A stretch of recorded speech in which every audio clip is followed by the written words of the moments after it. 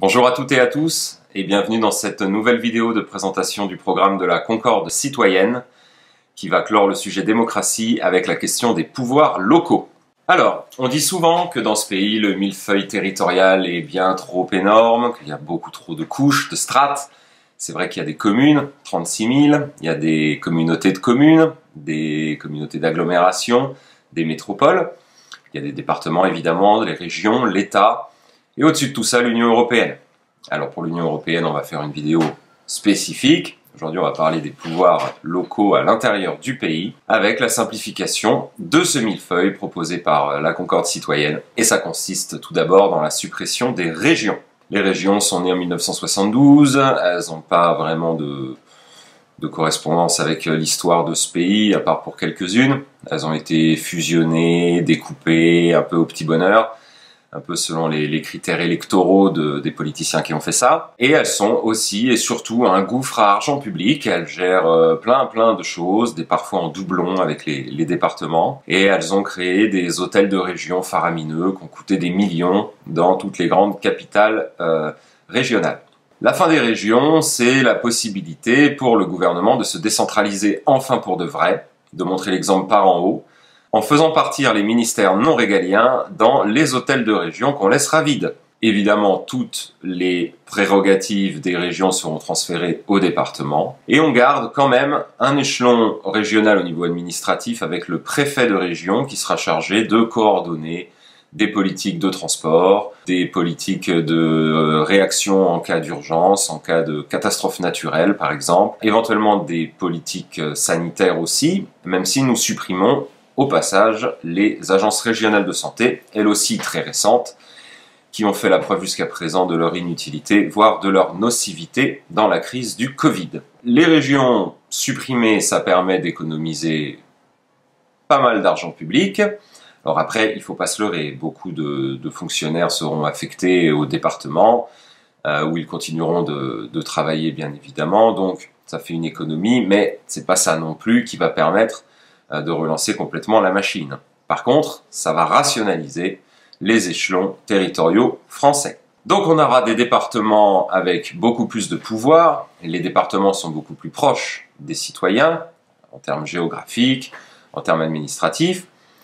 Donc c'est à eux qu'on va confier beaucoup plus de pouvoir et aussi une direction complètement remaniée.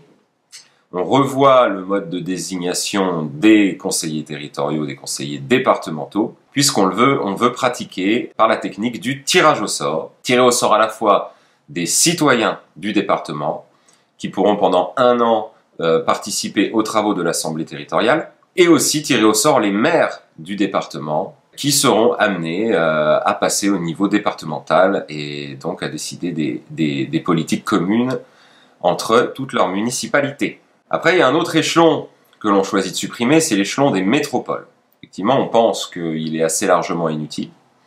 Alors, on ne supprimera pas toutes les communautés de communes, puisque certaines peuvent avoir une utilité, par exemple pour faire des économies dans la gestion des déchets ou dans la gestion de l'eau, par exemple. Donc c'est aux communes elles-mêmes de savoir ce qui est bon pour elles et comment s'associer et dans quelles conditions. Maintenant, on veut qu'elles gardent leur autonomie politique, qu'elles gardent leur puissance, et donc qu'elles ne soient pas dissoutes dans des métropoles énormes qui sont dirigées par la grosse ville, qui généralement est aux mains d'une majorité, d'un gros parti du centre, Parti socialiste, En Marche, ou les Républicains, éventuellement les Verts. Voilà. Donc on veut garder cette diversité dans les communes françaises. Par contre, c'est vrai qu'elles ne sont pas obligées d'être aussi nombreuses. 36 000, c'est beaucoup, mais c'est à elles de le décider. C'est à leur maire et aux administrés, aux habitants de la commune, de savoir s'ils veulent ou pas fusionner avec la commune d'à côté. Et ce type de décision devra être pris exclusivement par référendum. Comme on l'a expliqué déjà dans une précédente vidéo, on introduit le principe de l'élection sans candidat à l'échelon municipal. C'est-à-dire que quand vous avez dans un quartier quelqu'un qui est connu pour sa bonté, sa sagesse, sa capacité à aider les autres, à participer en bénévole, à fonder des associations qui vont aider les gens du quartier, tout le monde se dit qu'on aimerait bien avoir ce genre de personnes au conseil municipal, mais ça implique qu'il fasse de la politique, qu'il rentre dans une liste, qu'il soutienne sa liste avant de soutenir l'autre, qu'il prenne en quelque sorte une étiquette, qu'il fasse campagne, éventuellement en dénigrant ses adversaires. Donc il y a beaucoup de gens bien qui refusent de jouer ce jeu-là, et on les comprend, mais du coup on les a jamais dans les organes de direction. L'élection sans candidat permet de pallier ça, puisque, vous connaissez sûrement le principe, tous les électeurs peuvent venir noter le nom qu'ils souhaitent sur le papier, et à la fin, on va voir celui qui a été le plus cité, on lui propose d'intégrer, là en l'occurrence, le conseil municipal. S'il refuse, on va voir le deuxième sur la liste, et ainsi de suite, jusqu'à ce qu'on ait rempli le quota de 10% des conseils municipaux désignés par une élection sans candidat. Et on peut même étendre cette pratique à l'intégralité des conseils municipaux des très petites communes de moins de 1000 habitants.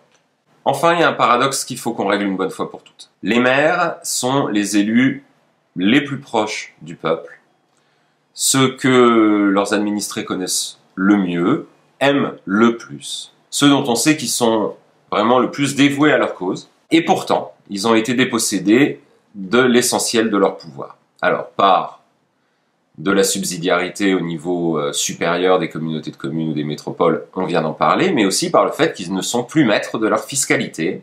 Tout leur budget ou presque dépend de péréquation, de la bonne humeur du ministère de l'Intérieur ou du préfet ou de la communauté de communes, et ils ne sont plus maîtres de leur impôt. Emmanuel Macron a supprimé la taxe d'habitation, les laissant encore plus dans la dèche. Alors évidemment, ils vont prendre les budgets qu'on leur donne pour régler les affaires les plus importantes, les plus urgentes, pour régler les cas de voirie, les cas les plus dangereux. Mais du coup, qu'est-ce qui va en pâtir? Le patrimoine, la vie culturelle et un certain nombre de projets nécessaires pour la ville, mais qui ne verront jamais le jour, puisque les fonds correspondants et promis par l'État ne sont pas, ou rarement versés, ou en tout cas, jamais dans la totalité de ce que l'État a promis. Donc nous, avec la Concorde citoyenne, pour les élections de 2022, nous nous engageons à rétablir les dotations de fonctionnement des communes avec un rattrapage à définir pour tout ce qui a été perdu ces dernières années. Mais ça ne suffit pas, évidemment, elles doivent avant tout retrouver une autonomie. Donc nous lancerons les états généraux de la fiscalité locale avec des représentants des départements et aussi des maires, beaucoup de maires, et à commencer peut-être par les 500 qui nous donneront leur parrainage pour l'élection présidentielle. Et ces états généraux auront pour but de réunir tout le monde pour trouver les solutions afin de donner aux communes, de rendre aux communes les moyens de leurs ambitions, en même temps que l'autonomie dont elles ont besoin pour exercer les pouvoirs locaux en toute sérénité, en toute indépendance, en étant maîtresses de leurs ressources. Ça va nécessiter peut-être, sûrement, le retour d'une certaine forme de taxe d'habitation, modulée peut-être avec la taxe foncière et d'autres éléments. Par exemple, on peut dire que la taxe foncière ne serait payée qu'en proportion de la propriété réelle du bien, c'est-à-dire que quand on est endetté sur 25 ans et qu'on ne possède en réalité que 10% de sa maison et que tout le reste est à la banque, on devrait pouvoir payer que 10% de taxe foncière.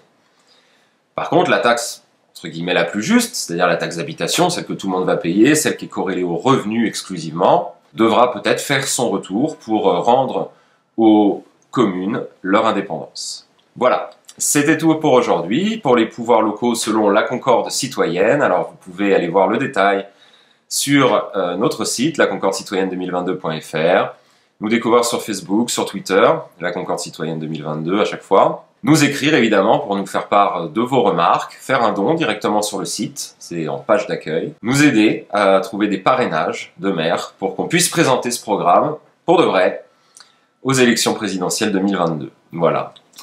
À très bientôt.